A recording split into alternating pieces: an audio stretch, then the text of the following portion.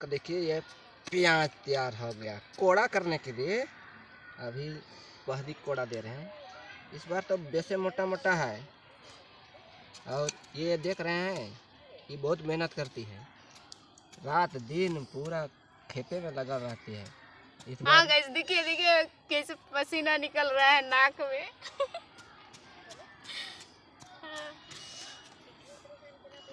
यही तो इतना खाद सबको दी है, इसीलिए तो इतना अच्छा हो रहा है।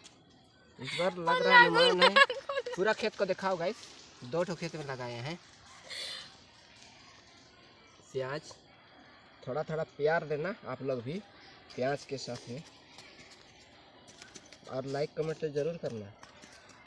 हो सके तो शेयर भी कर लेना, सब्सक्राइब कर लेना दोस्त। पहली बार देखेंगे तो बुझे का को बुझेगा लिखा नहीं। आके नहीं।